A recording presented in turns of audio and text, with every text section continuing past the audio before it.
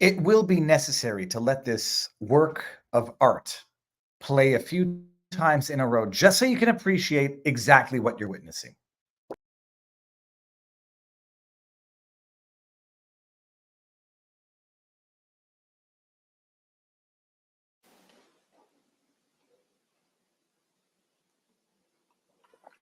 I like my coffee dark.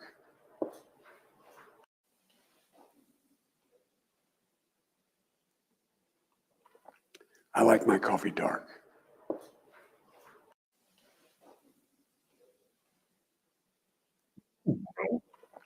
I like my coffee dark. I thought it was a joke when I first saw it. I like my coffee dark. Do you want to know what is on the list of the top 10 things I don't want to hear? It's Joe Biden doing ASMR, gulping down whatever. Listen to the gurgle in the throat. Listen to this. Wait. I like my coffee dark. I like my coffee dark. What the hell is going on? I thought that was a joke. I thought that was satire. I thought it was a deep fake AI posted on Joe Biden's own Twitter feed or POTUS. I forget if it was POTUS or Joe Biden. I like my coffee dark because it's the dark Brandon meme. Because the presidency of what was, maybe still is, the most powerful nation on earth, a beacon of light in a world of tyranny, the greatest experiment in democracy or democratic republics, we'll get into that today, has been reduced to a meme of a joke of a leader so corrupt, everybody on earth knows it. And the only way to distract from it is to go full throttle, destroy your political adversaries, persecute them for crimes and allegations, alleged crimes that you yourself have committed. I like my coffee dark. I like my coffee dark. Oh, that's, hey, you know what else? Hey, Joe, forgot to show this yesterday. I got this in the mail. Flush the turd. Joe, you become a meme of a joke, and in so doing have reduced the highest office in the land to a meme of a joke. I'm not even going to let Trudeau block the face of my beautiful dog.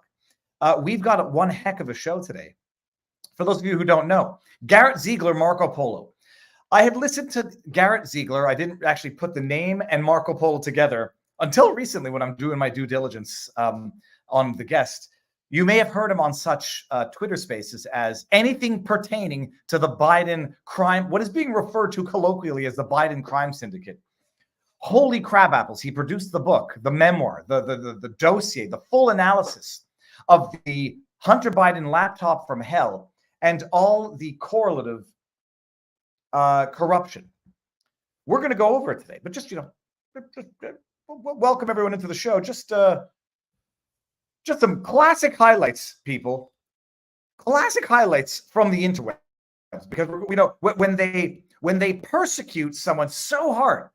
Trump, endless. I've never realized Trump is the biggest criminal America's ever seen. Joe Biden, Hunter Biden, not so much. Everyone is equal under the law. No one is above the law. Nancy Pelosi. Listen to Eric Swalwell. Listen to what he has to say. Congressman, what would a second Trump term in the White House mean for the rule of law in our country? Stop. What would a second Trump term mean? The other way of explaining that statement, what would it mean if Trump is reelected? What would it mean for the rule of law? It would be the end of democracy. Trump being reelected would be the end of democracy. So we have to do everything we can to make sure that Trump cannot get democratically reelected in order to preserve democracy. Swalwell and Zelensky might have a little more in common than they actually He know. tried once to overthrow an election that he lost. Confession through projection. It would Confession through. Remember that 3.5 years of Russiagate bullcrap? be, Wolf, the end of our democracy if Donald It would be the end Trump of was our able democracy. to get back into office. Congressman, what would a It second would be the end of our democracy if Trump were to be able to get back into office through the election process, the Democrat process. All right, I see my guest is in the back. I'm going to give him a few more seconds to set up. The ground rules for the day, for those of you who are new to the channel, where have you been? We start off live on YouTube and Rumble, and then we go over exclusively to Rumble, because Rumble is the free speech platform with which I have exclusivity. We are also simultaneously, let me make sure we're still good, they're streaming on Locals, vivabarneslaw.locals.com, where Robert Barnes and I have an amazingly wonderful community. Are we good here? Everyone is above average at our vivabarneslaw.locals.com community. You get amazing information there. There's a ton of stuff that's available for everybody, supporting and non-supporting members alike. If you so choose to support, $7 a month, $70 a year, although some people actually willingly contribute more to support the work that we do, that's a great place to do it. If we see any super chats, YouTube takes 30% of those things. So if you want to support us, me, the channel, vivabarneslaw.locals.com, the greatest place to do it. But you can also do it on Rumble, where they have Rumble Rants. Rumble takes 20% of those things. Ordinarily, for the rest of the year, they take nothing. And then next year, they're going to take their 20%. That's how you do it. Am I on the good mic? It sounds like I might actually not be on the good mic. Ooh, that would be frustrating. I'm not on the good. Now I'm on the good mic. Doesn't matter. At least we didn't get too far into this. What was I going to say? That's it. All right. So we're going to go live exclusively. We're going to move over to Rumble sooner than later. The link there is in the pinned comment. And just make sure it's in the pinned comment. Yeah, wrong, Mike. I got that. I'm an idiot. Link to Rumble's in the pinned comment. vivabarneslaw.locals.com. No medical advice, no legal advice, no election fortification advice. Let's get down with the corruption. If you don't know who Garrett Ziegler is, you're going to know. We're not going to do a whole delving into childhood, but I'm going to ask a few questions. Ready to come in, Garrett? 3, 2, 1. Thumbs up. Sir, how goes the battle? Thank you very much for having me. Well, okay, so we've never met in person, but I've heard many a Twitter space with you. This is a first. So for 30,000-foot overview, I won't ask too many things about childhood getting up. We need to get into the infinite depth of corruption that you have. If you haven't exposed it, at least you've cataloged it. Who are you, for those who don't know who you are? So I worked in the Trump White House for 2 years for a gentleman named Peter Navarro. And after that, after the soft coup, I organized a small nonprofit research group primarily to go through the contents of Hunter Biden's abandoned laptop. And we took a long time to write a comprehensive report on it, 644 pages. I sent you a copy. It chronicles every violation of state and federal laws on the device. And that's why, as an attorney, I wanted you to go through it, because it's really, like you said, cataloging precisely what he did wrong. So one of my pet peeves is people who talk about this, and a ton of people do, they very rarely provide specificity. So, we actually delineate between what is, quote, influence peddling, meaning disgusting, immoral chumminess, but that which doesn't rise to the level of lobbying or FARA violations. And so, you and Robert, I think, would appreciate this report almost more than anyone, because half of my year in 2022 was spent looking through the U.S. code. And we reached out to every single pimp, hooker, drug dealer, and business partner of Hunter Biden, every single one of them, and to ask for their comment about their interactions they shared with Hunter that were revealed on the laptop and everything else. So I run a research group. I work for Peter Navarro. I live in Illinois. And what I do every single day is think about the American First family and how we can reveal how they actually are, because the image they project to the public is completely erroneous. In private, I've been quoted as saying they're basically, David, a group of feral dogs. Barnes, Barnes described Biden and his MO as basically street level thuggery, but just, at the highest levels of political office. We're going to get into it, because when I looked, first of all, you sent me the report. It felt like I was holding something dirty. Like you go, I'm familiar with virtually everything in there. It felt like I was holding, not like the briefcase from Pulp Fiction, which auras gold as you open it. It's like a Pandora's box that you feel like you're looking into. Before we even get into that, may I ask how old you are? You seem very young. I'm 27. Youthful, I should say. How do you get into 28? How do you get into politics? Like who makes the decision to get into politics? And if I may ask, how did you get involved specifically with the Trump campaign? And then I actually want to ask you about what happened afterwards. But how do you get into politics in the first place? Yeah, so I am a little bit of a heretic. I actually am not a Republican. I'm a registered independent, and I believe what the American founders believe on trade. So I don't believe in free trade. I think it's a fallacy. I think it's basically the 21st century version of alchemy. And I was drawn to President Trump's positions on trade. And so I worked really hard my senior year of college in 2017 to get a job or to get an internship in the White House. And during that internship, I got to know Peter Navarro, who's also a fellow heretic. And he took a liking to me. And so, most of my tenure at the White House was fighting other units of the White House who were constantly trying to get Peter fired. And so the short answer to your question is I never planned to be in the political world. In fact, everyone else right now, it bores me beyond Donald Trump. I have no interest in, like working for a member on Capitol Hill or what have you. But I was very drawn to the president's beliefs on trade, immigration, and other matters.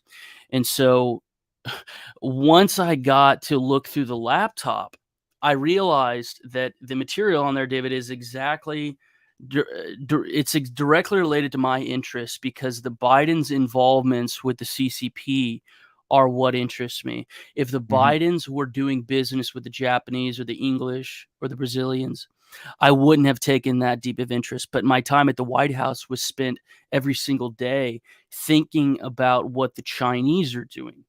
And the Chinese are doing right now is the Bidens. They are collecting a handsome ROI based on their illegal infiltration operation with Hunter, Joe, and Jimmy Biden. And so that's what keeps me going. May I ask what you studied in university to get into a life of politics? I studied economics, and I would like to address, this is the best part, in my opinion, of the live stuff, because I get a back and forth with the commenters.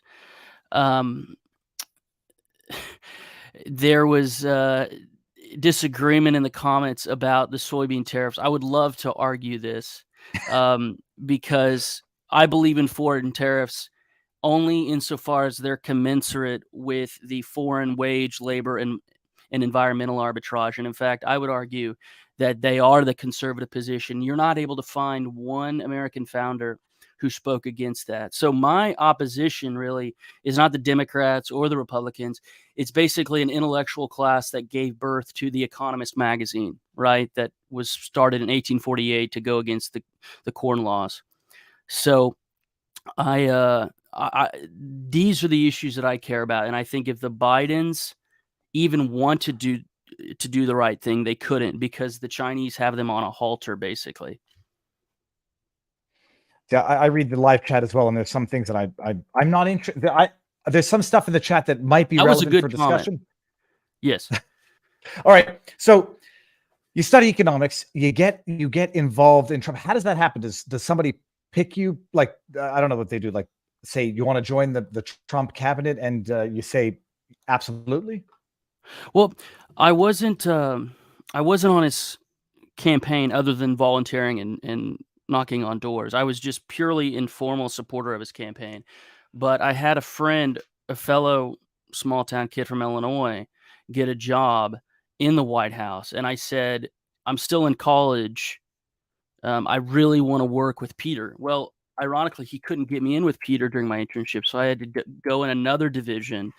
Doubly ironic was the fact that I was in a division that Peter was fighting at the time. So I actually agreed with Peter, even though the division I was interning with was opposed to him. And so I told Peter that I would love to, Peter was a college professor for 30 years. So this is a little bit of an atypical. The way the political system works in the United States is not the way I did it. Basically, there's people who spend their whole lives in Washington and then get jobs at the White House. Peter was from Irvine, California, and taught at UC Irvine for 30 years. And so his experience was having, graduate assistants and people under 30 working for him. So our office was 4 staffers under 30, and we were a decade younger than everyone. And it was fun as hell and a lot of fighting. It made me a little bit more pugilistic. And we got to work for Peter for 2 years. And Peter was atypical, David, in that he actually believed what the president believed. And you've talked about this, the personnel was bad during the first term. All of our problems now, or 80% of them, are dealing with bad personnel decisions in the first term. So I think that my path, if you would, is a little bit atypical because I did this as sort of like a holy war to stop what I believed was the economic rape and pillage of the United States with our trade deficits, and most importantly, even more than the nominal deficits every year, was the intellectual property theft. And maybe at the end, we could talk about, Canada has been completely infiltrated by the CCP. We actually cite a Canadian author in our report in 3 different footnotes because he's done a lot of research on Ye Jianming. I don't agree with everything he does, but his name's Sam Cooper. He wrote a book called Willful Blindness. You heard of this? Nope. It is a phenomenal book. Yeah, he knows a lot about CEFC, which is the company at the center of all of this. There's Burisma and CEFC, and those were the 2 firms that hired Hunter as their foreign agent. Okay. No, I say the stuff I know about the CCP infiltration of Canada and Canadian politics, we're now seeing in terms of exercising influence and donations through the Trudeau Foundation, Liberal candidates. There's a close military connection, which I would imagine would piss off an ordinary administration of a country bordering with Canada when we're training Chinese CCP soldiers on our territory for wintertime combat. There is also the same issue about buying up real estate, buying up natural resources up in Canada. All right, now hold on a second. Before we go over to Rumble, because it won't change anything on our end. How often do you get that you look like a young Harvey Dent? A couple of times. Usually, I'm hated so vociferously in the United States that I usually get made fun of that I look like that guy. I can't remember the cartoon. Maybe it's Family Guy, who has the big jaw, or Lord Farquaad. Oh yeah, for sure. Okay, I see that so actually. it's A little always, bit of the neighbor, it's always and negative Family Guy. comparisons. Well, I happen to think Family he's Guy. got a very nice chiseled jawbone. Okay, you know what? We're going to do it right now. Let's end on YouTube. Come over to Rumble, people. The link is there. Here it is one more time, because we're going to get into the thick of this. Ending on YouTube in 3, 2, 1, now.